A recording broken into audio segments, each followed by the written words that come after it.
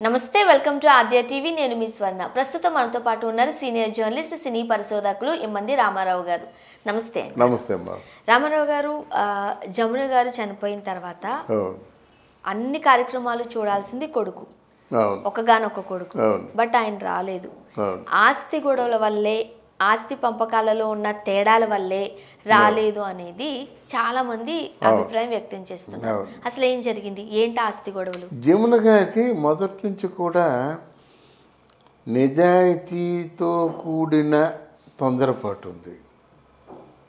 ఎందుకు నిజాయితీతో కూడిన తొందరపాటు అంటున్నానంటే, ఆవిడ కొంచెం పొగడ్తలకి లొంగిపోద్ది. ఆవిడని పొగడాలి. ఆవిడ మైండ్ సెట్ ఎవరికైనా ఉందంటే మాత్రం మామూలు కాదు. చాలా అలా గుప్తదానాలు చాలా చేసింది. జమున పిసినారు అనుకుంటారు కానీ గుప్తదానాలు చాలా చేసింది.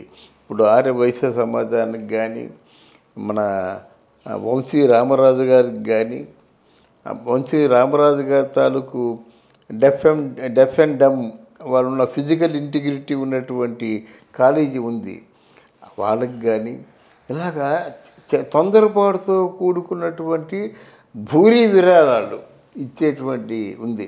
తర్వాత అంటే బంజారా హిల్స్లో జమున గారి ఇల్లు ఆల్మోస్ట్ ఆల్ ఒక 100 కోట్లు 200 కోట్లు ఉంది.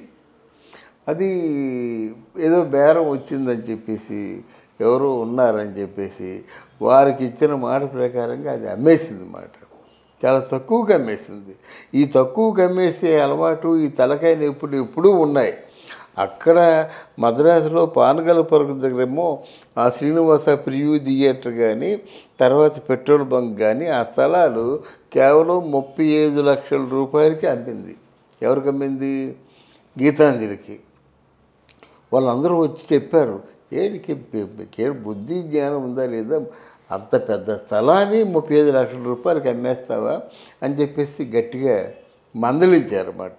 మందలిస్తే ఆవిడ మాట ఇచ్చాను, నేను మాట ఇచ్చిన తర్వాత మళ్ళీ ఆ మాట తప్పను అని చెప్పింది అన్నమాట. ఇక్కడ కూడా అలాగే చేసింది అన్నమాట. అది కొంచెం వాళ్ళ అబ్బాయి కోపం. ఇప్పుడు అబ్బాయి అసలు యాక్చువల్గా వెళ్ళిపోయి అమెరికాలో వాళ్ళ అబ్బాయి కూడా పెద్ద పొజిషన్ ఏం కాదు, పుస్తకాలు రాస్తున్నాడు.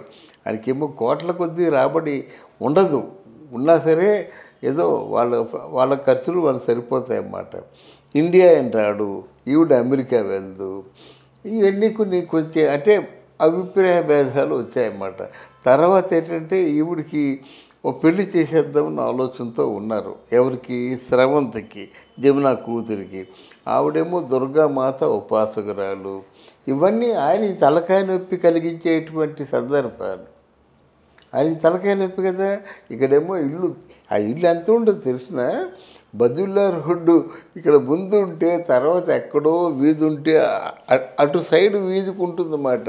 అంటే కొన్ని వేల గజాలు, 2 ఎకరాలు అంతా 3 ఎకరాలు ఉంటుందన్నమాట. 2 ఎకరాలు 3 ఎకరాలు ఆ స్థలంలో ఇల్లు అంటే ఎలాగుంటుంది, ఎంత అమౌంట్ ఉంటుంది. ఇప్పుడు సహజంగా పెద్ద అడవిలాగా ఉంటుంది, చూడడానికి బాగా లేకపోవచ్చు కానీ స్థలం ఉంది కదా అక్కడ. దాని స్థలం ఏమో మా ప్లాట్లో అమ్మేస్తే ఎంత అవుతుంది, కొన్ని కోట్లు వచ్చేస్తాయన్నమాట. ఆ పని చేయట్లేదు. అది ఇప్పుడు ఒక ఫ్లాట్లో ఉంటుంది, ఒక మామూలుగా ఓ చిన్న ఫ్లాట్లో ఉంటుంది. చిన్న ఫ్లాట్ అంటే ఏముంది, ఒక 4 గదులు ఉండేటువంటి ఫ్లాట్లో ఉంటుందన్నమాట. ప్రాపర్టీలన్నీ ఆ మనవుడు ఉన్నాడు కదా, స్రవంతి కొడుకు, ఆ మనవుడు పేరున ఉన్నాయి. మరి ఆ కొడుకు వాళ్ళ పిల్లలకు కూడా ప్రాపర్టీలు రాసిన దాఖలాలు ఎక్కడా లేవు మాట. ఈవిడ దుర్గా ఉపాసకురాల్లాగా ఉంది కానీ ఈవిడ తాలూకు ముందు చూపుతోనే ఉంది. ఆవిడ ప్రాపర్టీస్ అని నా ఫ్లాట్ అంతా ఆవిడ పేరునే కొన్నది. ఆ తర్వాత ప్రాపర్టీస్ ప్రాపర్టీస్ కూడా మనవుడు పెద్ద అయ్యేసరికి ఉపయోగించుకునేలాగా ప్లాన్ చేసింది. ఈ కారణాలన్నిటి వల్ల వెంటనే రాలేడు.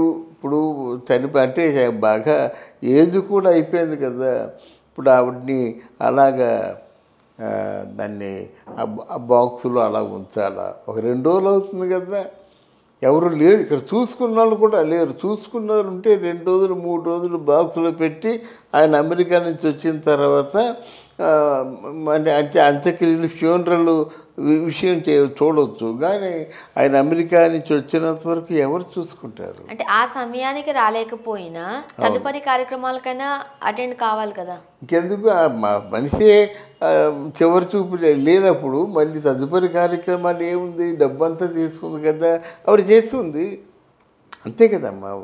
ఇప్పుడు పాపిష్టి లోకం, ఈ లోకంలో ఎవరు ఏమనుకున్నప్పుడు కూడా మనం కాదని అనలేము. ఎందుకంటే వాళ్ళ సౌలభ్యంతో వాళ్ళు అనుకుంటారు.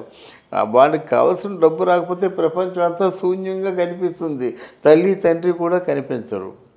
అది వాస్తవం అన్నమాట. అంతే. అండ్ జమున గారి దగ్గర వాళ్ళ కూతురే కనిపించారు, మిగిలిన కుటుంబ సభ్యులు కూడా ఎవరు కనిపించలేదు పెద్దగా. వాళ్ళ ఇప్పటి నుంచో బంధుత్వాలు వదిలేశారు. ఎవరికి జమున గారు ఎవరికి పెద్ద ఛాన్స్ ఎవరు ఇంటికి రావడానికి. అప్పుడు కూడా జమున గారు, కూతురు, మనవుడు, కుక్కలు, అంతేగాని ఇంకెవరిని ఇంట్లో ఉంచేటువంటి కార్యక్రమం పెట్టుకోరు. అది అందువల్ల ఆవిడ ఎంతైతే స్ట్రిక్ట్గా ఉండేదో చివరికి ఎవరు లేకుండా కదా, మామూలుగా అంత్యక్రియలకి ఎవరు వచ్చారమ్మా? ఎవరు రాలేదు. తర్వాత గొప్పతనం ఏంటంటే ఇండస్ట్రీలో వ్యక్తులు కూడా రాకుండా అయిపోయినారు కదా. అందువల్ల అది ఒక విధంగా అంటే ఆవిడ నిజము నిష్ఠూరంగా ఉంటుందమ్మా. నిజాలు మాట్లాడుతుంది జమున గారు. ఆ నిజాలు మాట్లాడడం నిష్ఠూరంగా ఉంటుందన్నమాట. అదే అబద్ధాలు మాట్లాడి ఏదో మొత్తానికి పొగడ్తలు మాట్లాడింది అనుకోండి, అప్పుడు అందరూ తన చుట్టూ ఉండేవారు. అర్థమైందా? కనుక నిజాలు నిష్ఠూరాలు కనుక ఆ నిష్ఠూరాలు అంటే ఇముడ్చుకోలేక దూరంగా ఉన్నారు కొడుకుతో సైతం. సంపాదించిందంతా నిలబెట్టుకున్నారా జమున గారు? ఎంతో కొంత పోగొట్టుకున్నారా? లేదు, సంపాదించిందంతా ఎక్కడా పోలేదు. అంటే దాన్ని సొమ్ము చేసుకోలేదు. మీకు అర్థమైందా? సొమ్ము చేసుకోలేదు. అందువలన అంటే అక్కడ రమణరావు గారికి కొడుకు కూడా అపార్థాలు వచ్చేసాయి. కొడుకేమో ఇక్కడికి వచ్చేయమని, రమణరావు గారేమో ఇక్కడికి వచ్చేయమని, కొడుకేమో అమెరికాలో ఉంటారని, వాళ్ళిద్దరి మధ్య అపార్థాలు వచ్చాయి. సత్యసాయిబాబు చేత కూడా చెప్పించారు ఆవిడ. ఆ వంశీ అంటే ఎంత ఇష్టమో ఆవిడకి. అలాంటిది సరే దుఃఖాన్ని మింగారన్నమాట. వంశీ అంటే కొడుకు కదా, ఒక్కగానొక్క కొడుకు. ఎంత ప్రేమ, ఎవరి కోసం కష్టపడింది, ఎంతకాలం కష్టపడింది. సరిగ్గా 30 సంవత్సరాల పాటు హీరోయిన్గా కష్టపడింది. మరి ఎంత ఆయనకే కదమ్మా దక్కాలి. అంటే ఎవరు సంతించింది తదనంతరం అనే ఫీలింగ్తో ఏదో ఉండొచ్చు. ఆవిడకున్న ప్రోటోకాల్స్ ఏమో ఆవిడకుంటాయి కదా. అది వీళ్ళకి నచ్చకపోతే మరి ఆవిడేం చేస్తుంది? ఏదేమైనా సరే పుణ్యాత్మరాడు వెళ్ళిపోయింది. ఇంకా ఇప్పుడు ఆవిడ దుర్గా ఉపాసకురాలు. ఆవిడైనా కొంచెం మనసు మార్చుకొని ఆ బొట్టు కట్టు తగ్గించుకొని చక్కగా పెళ్లి చేసుకొని వాళ్ళ అమ్మగారి ఆత్మకి శాంతి చేకూరిస్తే అదే 10,000. Thank you so much. Thank you అమ్మా. Thank you very much.